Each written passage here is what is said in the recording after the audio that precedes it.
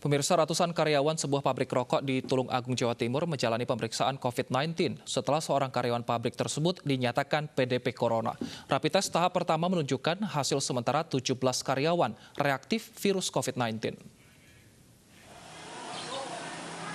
Sabtu siang, tim medis menggelar rapid test terhadap lebih dari 200 buruh pabrik rokok di Tulung Agung, Jawa Timur. Hasil rapid test menunjukkan bahwa 17 pekerja reaktif infeksi virus corona. Jumlah tersebut diperkirakan akan bertambah pada pemeriksaan sekitar 450 buruh lainnya. Kembangkan mereka kontaknya dengan siapa saja. Jadi karena dari hasil tracing yang kita lakukan, ternyata mereka pulang pergi itu juga diantar bisnya perusahaan. Di mana di dalam bis perusahaan itu yang naik di sana tidak hanya yang satu kamar saja, yang satu kan ada dua blok. Pemeriksaan rapid test digelar setelah salah satu karyawan pabrik mengalami sakit dengan gejala menyerupai gejala COVID-19 dan dinyatakan reaktif terhadap virus corona. Dari Tulung Agung, Jawa Timur, Anang Agus, iNews melaporkan. Pemirsa, di tengah kondisi sulit seperti ini, pengusaha khususnya di sektor pariwisata harus memutar otak agar tetap bisa menggaji karyawannya. Salah satu pengelola hotel di objek wisata Tanjung Lesung, Pandeglang, Banten pun memberdayakan karyawannya untuk bercocok tanam di ladang. Hasil penjualan dari ladang akan digunakan untuk membayar gaji karyawan.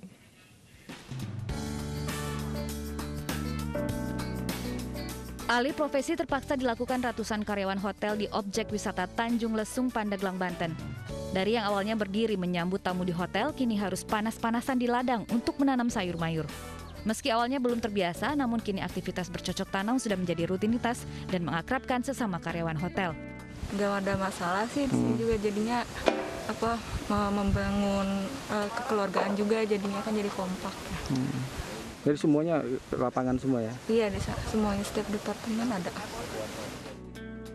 Pengelola hotel melakukan aktivitas bertani terpaksa karena pengunjung hotel yang sepi. Bercocok tanam bisa mengisi waktu luang dan mendapatkan penghasilan.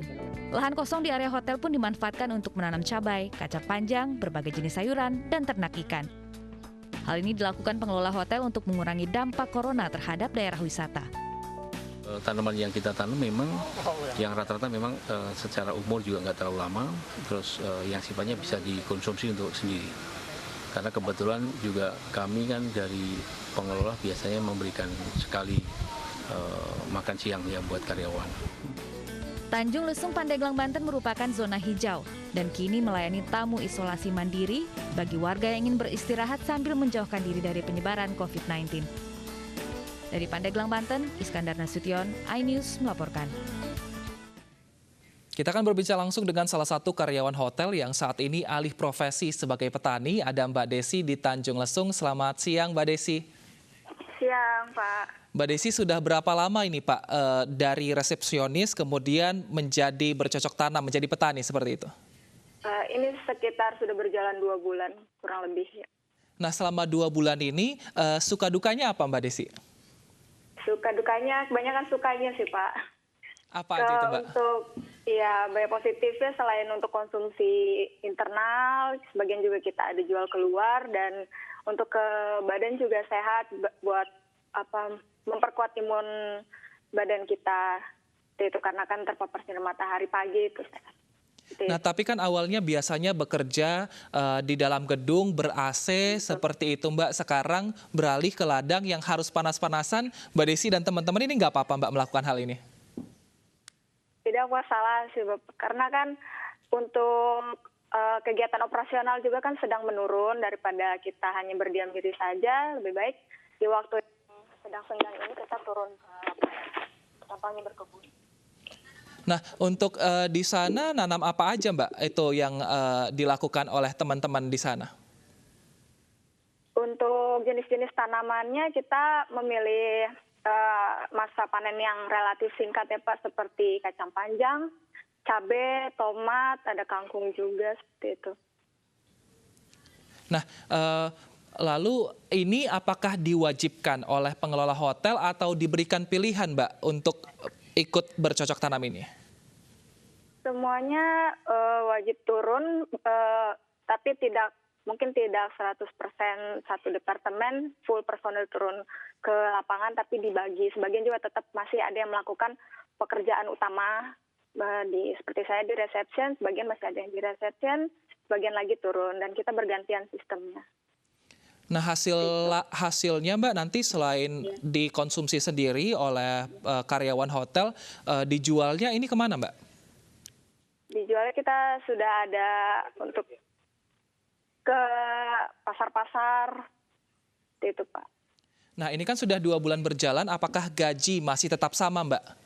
Masih Pak. Untuk upah sih tidak ada perubahan sama sekali.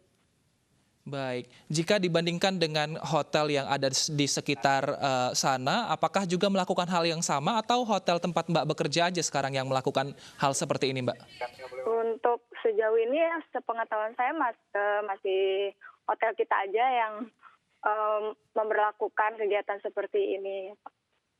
Baik, terima kasih Mbak Desi, selamat beraktivitas kembali, salam untuk teman-teman yang ada di sana, sehat selalu Mbak Desi. Pemirsa, corona tidak hanya berdampak pada sepinya hotel, namun juga pada industri oleh-oleh. Industri bakpia di kota Yogyakarta pun kini sepi.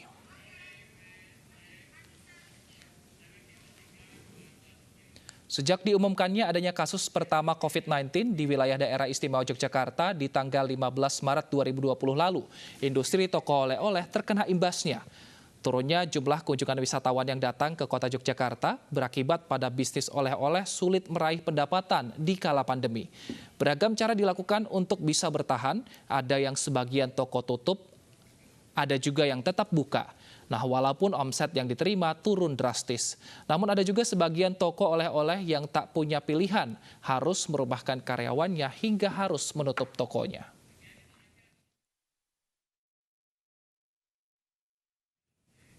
Dan pemirsa, saya akan ajak Anda untuk menuju Yogyakarta. Sudah ada rekan Anissa Rizkia yang saat ini berada di salah satu toko oleh-oleh khas Yogyakarta.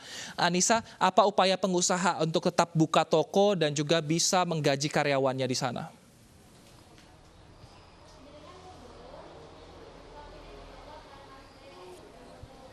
Ya, Wilson dan juga pemirsa, jika datang ke kota Yogyakarta, pasti para wisatawan mencari oleh-oleh yang namanya bakpia. Dan ini merupakan salah satu sentra terbesar yang ada di kota Yogyakarta di daerah Patuk, di mana hingga saat ini hanya satu toko yang buka dan memang ini merupakan salah satu toko yang terbesar di Jogja. Dan di samping saya ada Bapak Sudrajat. Bapak, boleh dijelaskan langkah ataupun upaya Bapak untuk bertahan saat ini di kala pandemi seperti ini, mengingat sekarang di sepanjang Patuk ini hanya toko Bapak yang buka? Ya, jadi begini ya Mbak Anissa ya. Jadi sebenarnya kita tuh ada 8 toko di Jogja ini. Sebenarnya cuma tinggal 3 yang kita buka. Itu pun bukan karena kita buka ramai, bukan. Sebenarnya sepi sekali. Omset turun sampai 90% lebih ya. Turun drastis omset kita itu. Kemudian kita langkahnya ini kita buka karena kita untuk menyiapkan orang-orang Jogja yang mungkin kangen dengan rasa bakpia 25 yang pengen beli. Nah, itu hanya 3 toko, itu pun sepi. Kita selalu ibaratnya habis, tapi kita tuh rugi karena kita harus nombok untuk biaya operasionalnya dibanding omset kita. Tapi ya itulah, pimpinan kita alhamdulillah sekali, dari pimpinan kita Bapak Angling Saputra Sanjaya punya kebijakan yang sangat bijaksana sekali, bahwa 90% karyawan kita dirumahkan. Tapi mereka semua, saya dan mereka semua yang 90% dirumahkan itu mendapat gaji full sampai tanggal 31 Mei. Kemudian diberi THR, juga diberikan zakat beliau. Jadi katakanlah kita bersyukur banget.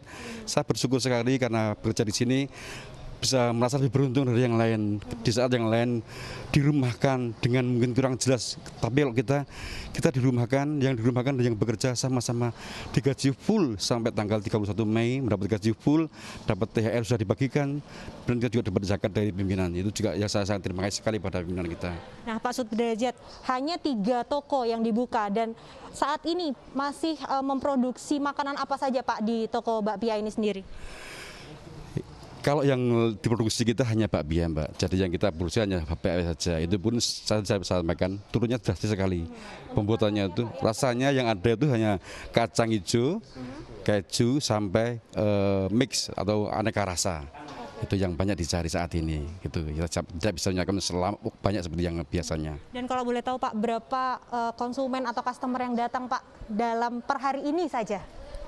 Itulah yang saya kadang-kadang malu untuk bilang. Jadi per hari biasanya kita yang datang sampai puluhan sampai ratusan, sekarang itu bisa dihitung dengan jari. Yang datang paling satu hari sampai buka sampai tutup itu cuma 8, 10, 15 orang itu sudah banyak. Jadi memang sangat rugi sekali kita sebenarnya buka, tapi bagaimana hari biasa sampai ratusan orang datang ke sini pakai beca, pakai motor, pakai mobil, pakai macam-macam datangnya. Ya. Terakhir Pak, kalau bakpia ini tidak laku terus akan diapakan Pak?